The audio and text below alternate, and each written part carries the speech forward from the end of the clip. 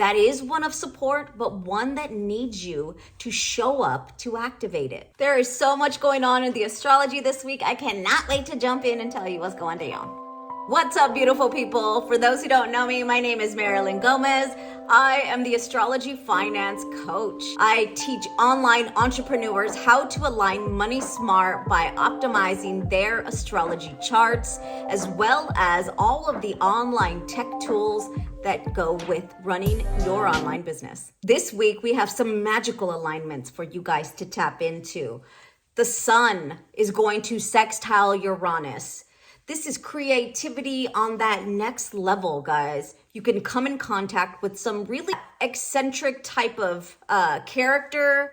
Those that are just on that next level, they aren't afraid to come with out-of-the-box ideas. This is an energy that is also supportive of receiving flashes of insight. The sun, that is your soul. Maybe these are soul charges coming your way. Uranus rules electricity. These are charges or just downloads, like zings or zaps of insight that are just gonna pop into your brain or into your body, and you're going to know. But again, remember the sextile aspect. That is one of support, but one that needs you to show up to activate it. If you are a true beginner, I highly encourage you to grab your free Soul Grow astrology reference guide so you can follow along. The way these videos work is by rising sign.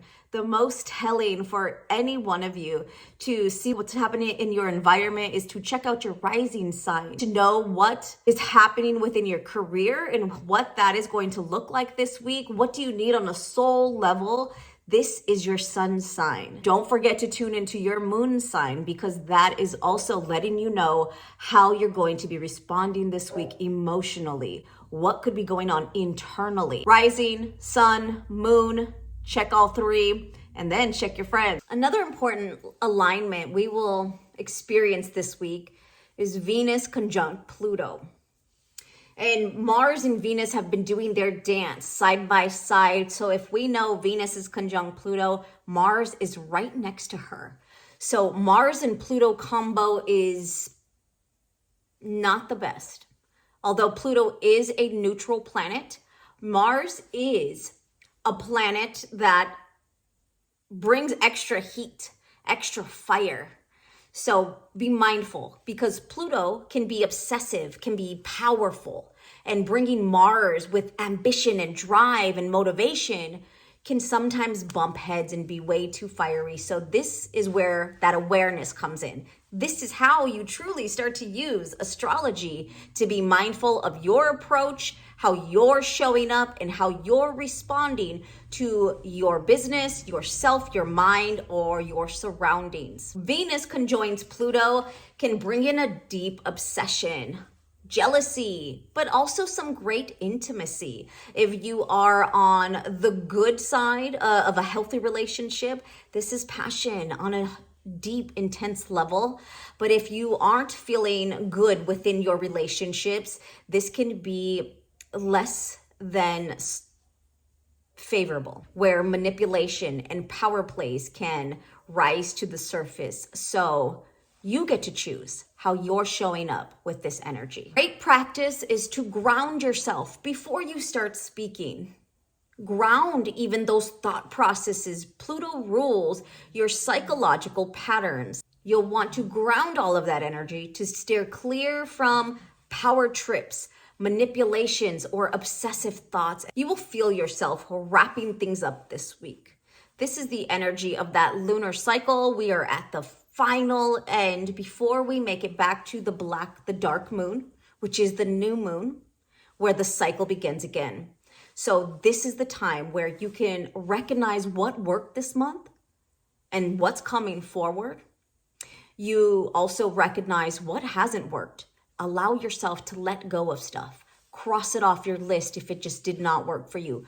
Cross it off your list or out of your structure altogether if it's not serving you in a positive way. It's not serving your larger vision or your larger picture.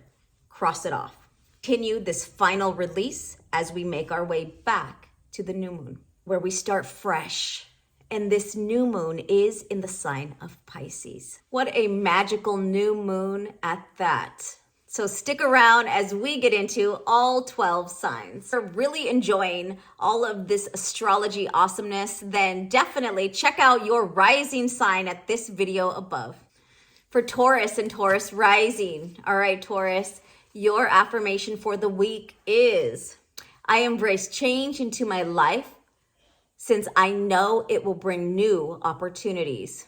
Change into my life since I know it will open new opportunities. Your brand new moon beginning is happening in your 11th house, Taurus. This is the house of group associations, your humanitarian efforts. This is a new way forward in social media, maybe the efforts you're putting out through your social media channels. Long-term hopes, dreams, and goals. These are all wrapped up into your 11th house, Taurus. So your brand new beginning, your Pisces new moon is happening here. Conjunct Jupiter of blessings, expansion, all of that goodness is coming your way. Over these last few weeks, you've been creating and inspired to continue to create either a new course, a new way forward in your career, a new way forward through your social media, and now you're bringing all these pieces together as part of your long-term vision, Taurus. So enjoy this new beginning.